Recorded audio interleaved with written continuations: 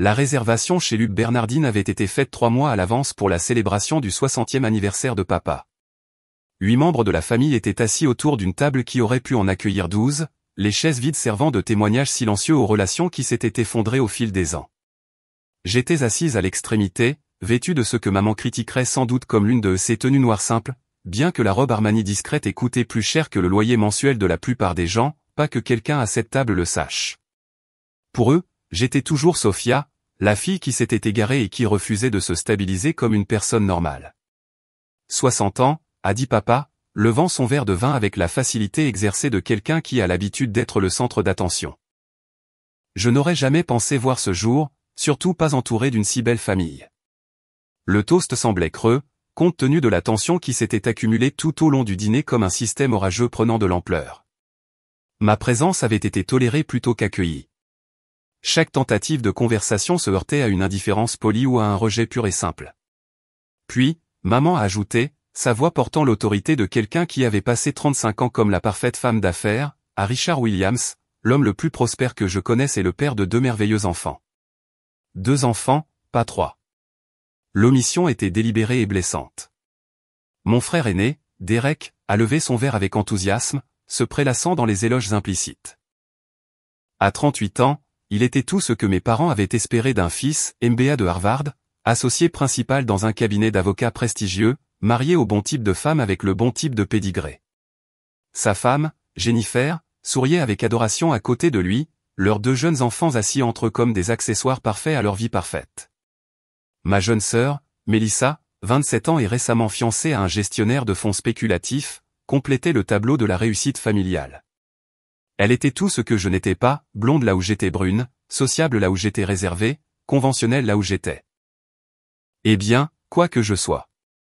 Et voici à la famille, a ajouté Derek, sa voix portant juste assez de tranchant pour me faire savoir que le commentaire était dirigé vers moi, les gens qui restent ensemble dans les bons et les mauvais moments, qui partagent les mêmes valeurs et priorités. J'ai pris une gorgée de mon vin, un Bordeaux 2015 qui se vendait au détail $400 la bouteille, bien que le restaurant les majorait à $800. J'avais remarqué le prix quand papa l'avait commandé, grimaçant légèrement face au coût. C'était une indication qui en disait long sur la situation financière de la famille, bien qu'aucun d'eux ne se soit rendu compte que je l'avais remarqué. En parlant de famille, a dit maman, sa voix prenant le ton pointu qui précédait toujours une attaque. Nous devons discuter de quelque chose qui pèse sur ton père et moi. Ça y est, pensais-je, posant mon verre de vin et me préparant à toute nouvelle humiliation qu'ils avaient prévue pour la célébration de l'anniversaire de papa. Sophia, a continué maman, tournant son attention vers moi avec le genre de concentration froide habituellement réservé aux tâches particulièrement tenaces, nous avons été patients avec ta face pendant bien trop longtemps. Toute cette histoire de femme indépendante, le refus de te marier, le travail mystérieux dont tu ne veux pas parler, la façon dont tu t'es isolée de la famille. Je suis assise juste ici. Physiquement, oui. Mais émotionnellement, spirituellement, tu as été absente pendant des années. J'ai regardé autour de la table les visages avec lesquels j'avais grandi, cherchant un signe de soutien ou de compréhension. Derek étudiait son dessert comme s'il contenait les secrets de l'univers. Jennifer vérifiait son téléphone. Melissa se remettait du rouge à lèvres. Même papa semblait mal à l'aise, bien qu'il n'intervienne pas. J'ai construit une vie, ai-je dit doucement. Quel genre de vie, a demandé maman. Tu vis seul dans un appartement en centre-ville. Tu travailles à un emploi dont tu refuses de parler. Tu ne fréquentes personne que nous ayons rencontré. Ce n'est pas une vie, Sophia. C'est se cacher. Peut-être que je me cache parce que chaque fois que j'essaie de partager quelque chose avec cette famille, c'est rejeté ou critiqué. Nous ne t'avons jamais critiqué injustement. Le déni était si incroyablement faux que j'ai failli rire. Vraiment? Parce que Noël dernier, quand j'ai mentionné que mon travail allait bien, papa m'a demandé quand j'allais prendre mon avenir au sérieux et trouver un mari. C'était un conseil pratique, a interrompu papa, parlant pour la première fois depuis plusieurs minutes. Une femme a besoin de sécurité, Sophia. De stabilité financière, d'un partenaire pour construire une vie. J'ai la stabilité financière. Vraiment? Parce que de ce que nous pouvons voir, tu as du mal à joindre les 2 bouts. L'hypothèse était si éloignée de la réalité que j'ai eu le vertige. Je gagnais plus d'argent en un mois que papa en 3 ans, mais ils avaient construit ce récit sur mes finances difficiles en se basant sur mon style de vie modeste et refusaient d'envisager d'autres alternatives.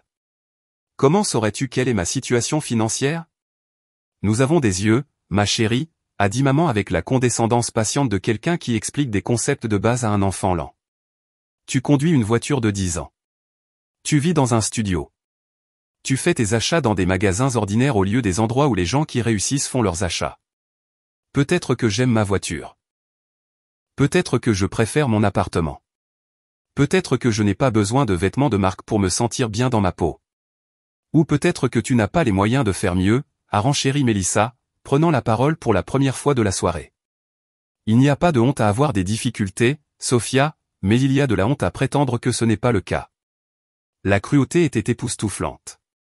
Voici ma propre sœur, que j'avais aidé à payer ses études de droit il y a à peine 2 ans, suggérant que j'étais trop pauvre pour me permettre un style de vie décent. Je n'ai pas de difficulté, ai-je dit fermement. Alors pourquoi ne nous dis-tu pas ce que tu fais réellement comme travail, a demandé Derek. Chaque fois que quelqu'un le demande, tu changes de sujet ou tu donnes des réponses vagues sur le conseil parce que tu ne le comprendrais pas. Essayez-nous, a lancé maman. Nous ne sommes pas stupides, malgré ce que tu penses apparemment. J'ai examiné mes options. Je pourrais leur dire la vérité, que j'étais la fondatrice et PDG de Meridian Global, une entreprise technologique d'une valeur de 4,7 milliards de dollars, que j'employais plus de 8000 personnes dans 6 pays, que j'avais fait la couverture du magazine Fortune comme l'une des plus jeunes femmes milliardaires de l'histoire. Mais j'avais appris au fil des ans que partager mes succès avec cette famille ne menait qu'à de nouvelles formes de critiques. Lorsque j'ai essayé de leur parler de mon premier contrat d'1 million de dollars, papa m'avait fait la leçon sur les dangers des investissements risqués. Lorsque j'avais mentionné la croissance rapide de mon entreprise, maman s'était inquiétée du stress que je m'imposais. Lorsque j'avais été honoré par la chambre de commerce, ils avaient suggéré que je me montrais. Je développe des solutions logicielles pour les grandes entreprises, ai-je dit, ce qui était techniquement vrai, bien que dramatiquement sous-estimé. Logiciel, a répété maman avec le même ton qu'elle utiliserait pour dire collecte des ordures, et ça paie assez pour subvenir à tes besoins. Ça paie assez. Mais pas assez pour acheter une voiture convenable ou un appartement décent. Ma voiture et mon appartement vont bien. Ils ne vont pas bien, Sophia, a dit papa, sa voix prenant le ton autoritaire qu'il avait perfectionné pendant 30 ans de gestion d'entreprise. Ce sont les choix de quelqu'un qui a abandonné, de quelqu'un qui s'est contenté de la médiocrité, ou de quelqu'un qui a des priorités différentes des tiennes. Quelle priorité, a demandé maman. Parce que de là où nous sommes assises, il semble que ta seule priorité soit d'éviter les responsabilités. Responsabilité de quoi? De grandir, de devenir la femme que nous t'avons élevée à être, de trouver un mari et de fonder une famille comme les gens normaux. La conversation s'enfonçait dans un territoire familier, les mêmes arguments que nous avions depuis des années, les mêmes déceptions et reproches qui définissaient chaque réunion de famille. Et si je ne veux pas d'une vie normale, ai-je demandé. Tout le monde veut une vie normale, a dit Jennifer, prenant la parole pour la première fois. Le mariage, les enfants, la sécurité, la communauté. Ce sont des besoins humains fondamentaux. Peut-être que ce ne sont pas mes besoins. Alors quels sont tes besoins, a demandé maman. Parce que honnêtement, nous ne pouvons pas comprendre ce que tu veux de la vie. Je veux être respecté pour qui je suis, pas critiqué pour qui je ne suis pas. Le respect se mérite, ma chérie, a dit papa. Et gagner le respect exige de faire des choix que les autres peuvent comprendre et admirer. Comme les choix de Derek. Exactement comme les choix de Derek. Il a bâti une carrière réussie, a épousé une femme merveilleuse, a eu de beaux enfants. Il contribue quelque chose de significatif au monde. Et moi pas? Est-ce le cas? La question planait dans l'air comme un défi. J'ai pensé au logiciel éducatif que mon entreprise avait développé et qui était maintenant utilisé dans les écoles de 43 pays. J'ai pensé aux outils de diagnostic médical qui avaient aidé les médecins à sauver des milliers de vies. J'ai pensé aux plateformes d'énergie renouvelable qui réduisaient les émissions de carbone dans le monde entier. Mais j'ai aussi pensé à chaque fois que j'ai essayé de partager ces réalisations avec ma famille, pour qu'elles soient rejetées, minimisées ou ignorées. Tu sais quoi, a dit maman soudainement, sa voix prenant une finalité qui a serré mon estomac. Je pense que nous avons encouragé ce comportement assez longtemps. Quel comportement? Ce refus de grandir, de prendre des responsabilités, de devenir un membre productif de la société. Je suis un membre productif de la société. Est-ce le cas? Parce que les membres productifs de la société ne cachent pas leur vie à leur famille. Ils ne font pas de références mystérieuses à un travail qu'ils ne veulent pas expliquer. Ils ne choisissent pas l'isolement plutôt que la connexion. L'attaque prenait de l'ampleur maintenant, et je pouvais voir l'accord dans les visages autour de la table. Même papa, qui avait toujours été le parent le plus doux, hochait la tête. Je pense qu'il est temps de faire preuve d'un peu d'amour sévère, a continué maman. Il est temps d'arrêter de prétendre que tes choix sont acceptables simplement parce qu'ils sont les tiens. Qu'est-ce que tu dis? Je dis que tant que tu ne décideras pas de rejoindre le monde réel, de prendre des décisions qui montrent que tu apprécies la famille et la stabilité et les connexions humaines normales, nous avons fini d'encourager tes illusions. Mes illusions? Ton illusion que tu peux vivre comme tu veux sans conséquence. Ton illusion que la famille n'a pas d'importance. Ton illusion que le succès signifie autre chose que construire une vie que les autres peuvent respecter et admirer. Le restaurant autour de nous était plein d'autres familles célébrant des étapes importantes, d'autres groupes de personnes qui s'aimaient et se soutenaient probablement. À la table à côté de nous, un jeune couple portait un toast à leur fiançailles. Derrière nous, 3 générations d'une famille riaient ensemble d'histoires partagées. Et nous voici, avec ce qui ressemblait à une exécution publique déguisée en dîner d'anniversaire. Alors, que proposez-vous exactement, ai-je demandé, bien que je craignais de le savoir déjà. Nous proposons que tu prennes le temps de réfléchir à ce qui compte vraiment dans la vie, a dit Derek, apparemment ayant été élu porte-parole de la famille. Et tant que tu n'auras pas compris cela, nous pensons qu'il est préférable que tu n'assistes pas aux réunions de famille. Vous me désinvitez des événements familiaux. Nous te donnons de l'espace pour grandir, a dit maman. Parfois, les gens ont besoin de faire l'expérience des conséquences naturelles avant de faire de meilleurs choix. Et si je ne fais pas les choix que vous voulez? Le visage de maman s'est durci en une expression que je n'avais jamais vue auparavant, froide, finale et complètement sans chaleur. Alors tu es morte pour nous, a-t-elle dit avec un calme dévastateur. Nous allons procéder comme si nous avions 2 enfants au lieu de 3. Les mots m'ont frappé comme un coup physique. J'avais enduré des années de critiques, de déceptions et de commentaires passifs-agressifs, mais c'était la première fois qu'il menaçait explicitement de me désavouer. Vous êtes sérieux, ai-je dit, bien que ce ne soit pas vraiment une question. Complètement sérieux, a confirmé papa. Nous t'aimons, Sophia, mais nous ne continuerons pas à encourager un comportement qui est destructeur pour toi et douloureux pour nous. Destructeur pour moi. Oui. Tu as 34 ans, tu n'es pas marié, apparemment à peine employé, tu vis dans l'isolement. Ce n'est pas sain. Et douloureux pour nous, a ajouté maman, parce que nous devons te regarder gaspiller le potentiel pour lequel nous avons travaillé si dur à développer. J'ai regardé autour de la table une dernière fois, voyant ma famille clairement pour peut-être la première fois depuis des années. Ils ne se souciaient pas de mon bonheur ou de mon bien-être. Ils étaient embarrassés par mon échec à me conformer à leurs attentes. Alors, c'est tout, ai-je demandé. Redresse-toi ou dégage.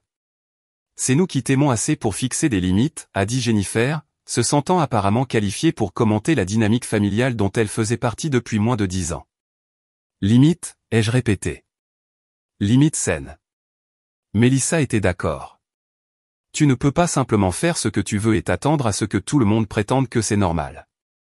L'ironie était accablante. Me voici à qui l'on fait la leçon sur le comportement normal par une famille qui désavoue sa fille dans un restaurant public pour l'anniversaire de son père. Je comprends, ai-je dit doucement, cherchant mon sac à main. Vous avez très clairement exprimé votre position. Où vas-tu, a demandé maman. À la maison.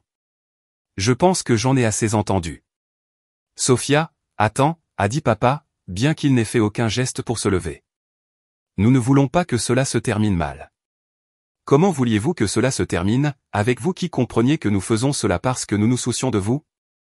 Non, vous faites ça parce que vous avez honte de moi. Il y a une différence. Je me suis levé de la table, consciente que d'autres convives commençaient à remarquer le drame qui se déroulait à notre table d'angle. Une implosion familiale chez Luc Bernardine fournirait d'excellentes rumeurs pour les cercles sociaux que mes parents fréquentaient.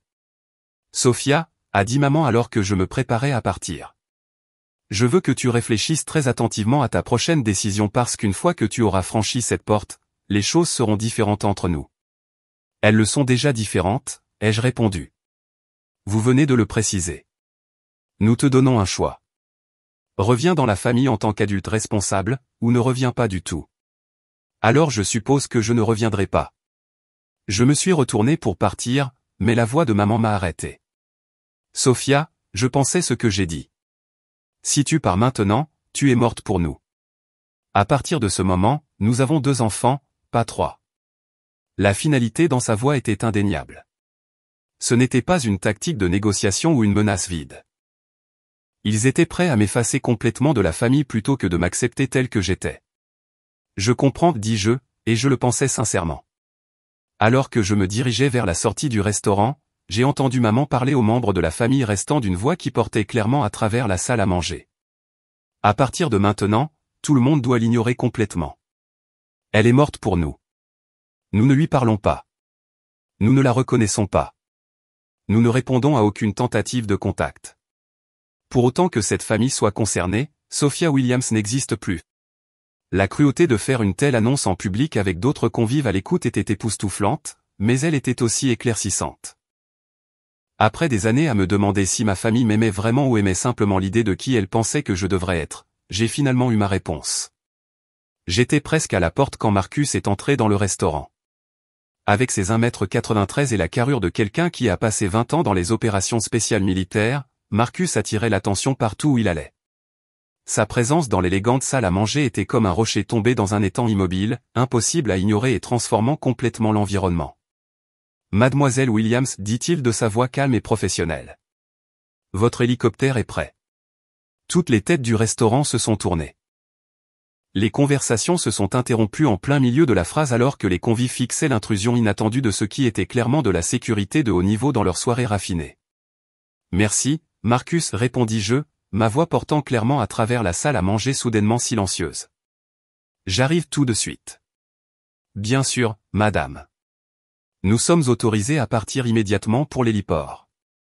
Votre pilote confirme que les conditions météorologiques sont optimales pour le vol vers les Hamptons. Derrière moi, j'ai pu entendre la forte inspiration à la table de ma famille. Les Hamptons? Un hélicoptère? Un garde du corps qui parlait avec l'efficacité nette de quelqu'un habitué à protéger des personnes très importantes? Mademoiselle Williams, dit James, le sommelier qui servait notre table, s'approchant avec une excitation évidente. Je ne veux pas m'immiscer, mais n'êtes-vous pas la milliardaire dont on parle aux nouvelles? Celle qui vient de faire un don de 50 millions à l'hôpital pour enfants? La question résonna dans tout le restaurant comme une cloche, et je pouvais sentir l'atmosphère changer à mesure que la reconnaissance se faisait jour sur les visages dans toute la salle à manger. Je préfère garder mes activités caritatives privées, dis-je diplomatiquement. Bien sûr, dit James, vibrant pratiquement d'excitation. C'est juste que nous sommes si honorés de vous avoir à dîner avec nous. Tout le personnel n'a cessé de parler du don à l'hôpital. Mon neveu y a été soigné l'année dernière, et savoir que cet établissement sera agrandi grâce à votre générosité. Je suis contente d'avoir pu aider, dis-je simplement. À la table de ma famille, j'ai entendu ce qui ressemblait à un verre de vin tombant sur le sol. Marcus, dis-je, me tournant vers mon garde du corps, la voiture est-elle arrivée pour mes invités? Oui, madame. La Bentley attend dehors pour madame Patterson et ses enfants. Madame Patterson? Ce serait Margaret Patterson, la mère récemment veuve de 3 enfants dont le mari était décédé dans un accident de voiture il y a 6 mois. Je payais discrètement les frais de scolarité de ses enfants dans une école privée et son hypothèque pendant qu'elle se remettait sur pied. Et les virements du fonds d'études ont été effectués cet après-midi, madame. Les 5 bourses ont été entièrement financées. 5 bourses d'études complètes, soit 2,3 millions de dollars de dons anonymes supplémentaires qui allaient changer la vie de 5 familles pour toujours. Le restaurant était devenu complètement silencieux maintenant. Même la cuisine semblait avoir cessé de fonctionner alors que le bruit se répandait qu'il servait quelqu'un qui parlait avec désinvolture de dons caritatifs de plusieurs millions de dollars comme d'autres parlaient de projets de dîner. Excusez-moi, dit une voix derrière moi. Je me suis retourné pour voir une femme dans une élégante robe de cocktail s'approcher avec hésitation. Je suis Sarah Davison du Times. Pourrais-je vous poser des questions sur l'initiative en faveur des énergies renouvelables que vous avez annoncée la semaine dernière? L'initiative en faveur des énergies renouvelables, l'investissement de 500 millions de dollars de mon entreprise dans le développement de technologies propres pour les communautés mal desservies. L'annonce avait fait les gros titres dans le monde des affaires. Je préfère ne pas parler affaires pendant mon temps personnel, dis-je poliment. Bien sûr, je comprends. C'est juste que l'impact sur la recherche sur le changement climatique pourrait être révolutionnaire. Mademoiselle Williams interrompit Marcus en douceur. Nous devrions partir bientôt pour éviter les retards de trafic aérien. Vous avez raison, acquiesçai-je. Merci pour cette charmante soirée, James. Veuillez ajouter un pourboire de 20% pour le personnel. 20% de l'addition, madame? 20% du chiffre d'affaires brut du restaurant pour ce soir. Répartissez-le entre tous les employés. Le chiffre que je venais de mentionner avec désinvolture était facilement de 50 000 $ ou plus. James avait l'air sur le point de s'évanouir. Alors que Marcus et moi nous dirigions vers la sortie, j'ai pu entendre l'explosion de conversation derrière nous. Il y a 30 secondes, j'étais Sophia Williams, la déception familiale qui n'avait pas les moyens de s'acheter une voiture décente. Maintenant, j'étais Sophia Williams, milliardaire philanthrope qui voyageait en hélicoptère et faisait des dons plus importants que les salaires annuels de la plupart des gens. Madame, dit Marcus doucement alors que nous atteignions la porte, votre famille semble être en détresse. J'ai jeté un coup d'œil à leur table. Derek était sur son téléphone, tapant frénétiquement. Jennifer me regardait la bouche ouverte. Melissa avait l'air d'avoir vu un fantôme. Maman et papa étaient figés sur leur chaise, apparemment incapables de traiter ce qu'ils venaient de voir. Ils iront bien, dis-je. Ils viennent d'apprendre quelque chose de nouveau sur quelqu'un qu'ils pensaient connaître. Dois-je m'attendre à des tentatives de contact? Presque certainement, mais laissons-leur le temps de digérer avant de nous en occuper. Alors que nous sortions dans l'air frais du soir, je pouvais voir l'hélicoptère attendre sur l'héliport du toit voisin, ses rotors tournant déjà. La vue ne vieillissait jamais, le symbole d'une liberté pour laquelle j'avais travaillé pendant des décennies. Où allons-nous ce soir, Mademoiselle Williams, demanda Marcus alors que nous approchions de la Bentley qui nous emmènerait à l'héliport. À la maison, dis-je. Et Marcus, coupe mon téléphone pour le week-end. J'ai l'impression que je vais recevoir beaucoup d'appels. Le trajet en hélicoptère jusqu'à mon domaine dans les Hamptons a duré 18 minutes. Depuis les airs, je pouvais voir les lumières de l'immense propriété que j'avais achetée il y a 3 ans, 19 hectares de terrain en bord de mer avec une maison principale, des maisons d'hôtes, des écuries et une plage privée. C'était le genre de domaine qui apparaissait dans les magazines d'architecture et les colonnes de potins sur les célébrités, le genre d'endroit où les dirigeants du monde tenaient des sommets et où les milliardaires de la technologie organisaient des galas de bienfaisance. C'était aussi le genre d'endroit que ma famille n'avait jamais vu parce qu'elle ne s'était jamais souciée de demander où je vivais ou à quoi ressemblait réellement ma vie. Alors que l'hélicoptère se posait sur l'aire d'atterrissage privé, j'ai pensé aux derniers mots de maman au restaurant, elle est morte pour nous. L'ironie était extraordinaire. Il venait de désavouer l'une des entrepreneurs les plus prospères de ma génération parce qu'elle ne correspondait pas à leur définition étroite des choix de vie acceptables. Mon téléphone vibra avec insistance dans mon sac à main, 17 appels manqués et 43 SMS dans les 20 minutes qui s'étaient écoulées depuis que j'avais quitté le restaurant. La nouvelle se répandait rapidement dans les cercles d'élite de New York, et apparemment la moitié de la ville savait maintenant que la famille Williams avait publiquement désavoué une milliardaire au dîner. J'ai ignoré les messages et je suis entré dans ma maison, où mon assistant avait laissé les documents d'information du week-end sur mon bureau, 3 réunions du conseil d'administration la semaine prochaine, un gala de bienfaisance à Los Angeles, un discours à la Harvard Business School et un dîner avec 2 chefs d'État qui visitaient New York pour l'Assemblée des Nations Unies. C'était ma vie, pas l'existence isolée et difficile que ma famille avait imaginée, mais un tourbillon de succès, d'influence et d'impact qui aurait été impossible à expliquer à des personnes qui avaient déjà décidé quelle était mon histoire. Le lendemain matin apporta des conséquences. À 8 heures du matin, mon assistant avait traité 47 appels de divers membres de la famille Williams. À 10 heures du matin, des journalistes étaient postés devant la maison familiale du Connecticut pour demander des commentaires sur leur relation avec la milliardaire de la technologie Sophia Williams. À midi, Derek s'était rendu à mon domaine en personne. Putain de bordel, Sophia, dit-il lorsque Marcus l'escorta dans mon bureau. Qu'est-ce que c'était que cette histoire hier soir? Un dîner de famille, répondis-je sans lever les yeux du plan d'affaires que j'étais en train de consulter. Ou, du moins, ça l'était jusqu'à ce que vous décidiez tous que j'étais morte pour vous. Nous ne savions pas quoi. Que tu étais ça. Il fit un geste autour de mon bureau, qui était rempli de récompenses, de couvertures de magazines encadrés et de photos de moi rencontrant des dirigeants du monde entier. Que tu avais réellement du succès. Vous n'avez jamais demandé. Vous ne nous avez jamais dit. J'ai essayé. À chaque réunion de famille au cours des 10 dernières années, j'ai essayé de partager des morceaux de ma vie avec vous, mais vous aviez déjà décidé quelle était mon histoire, et rien de ce que j'ai dit ne semblait changer ce récit. Derek s'assit en face de mon bureau, ayant l'air plus âgé que ses 38 ans. Les journalistes veulent savoir s'il est vrai que nos parents t'ont désavoué au dîner hier soir. Qu'est-ce que tu leur as dit? Rien. Mais Sophia, c'est un désastre. L'employeur de papa pose des questions. Les conseils d'administration caritative de maman appellent. Tout le monde veut savoir comment la famille Williams peut avoir une fille milliardaire dont elle ne savait rien. Peut-être aurait-il dû poser de meilleures questions. Ce n'est pas une blague. Notre réputation est détruite. Votre réputation, corrigez-je. Depuis hier soir, je suis morte pour vous. Tu te souviens? Vos problèmes ne sont plus mes problèmes. Derek resta silencieux pendant un long moment, fixant une photo sur mon bureau de moi serrant la main du président. Depuis combien de temps, demanda-t-il finalement. Depuis combien de temps quoi? Depuis combien de temps as-tu autant de succès? J'ai atteint mon premier milliard à 31 ans. Je travaille à cela depuis 15 ans. Et tu ne nous l'as jamais dit. Derek, il y a 3 ans à ton mariage, j'ai essayé d'expliquer que mon entreprise se portait bien.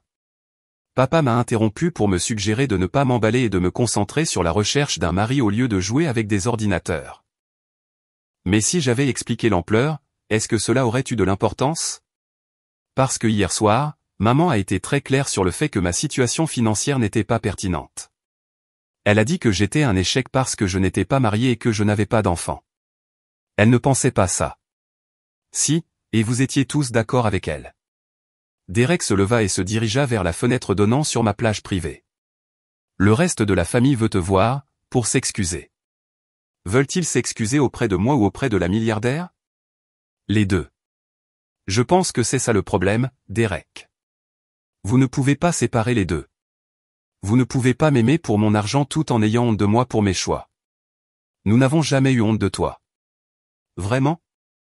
Parce que hier soir, maman a dit à un restaurant rempli de gens que j'étais morte pour votre famille. Elle était en colère. Elle était honnête. Pour la première fois depuis des années, elle était complètement honnête sur la façon dont cette famille me voit. Derek se détourna de la fenêtre.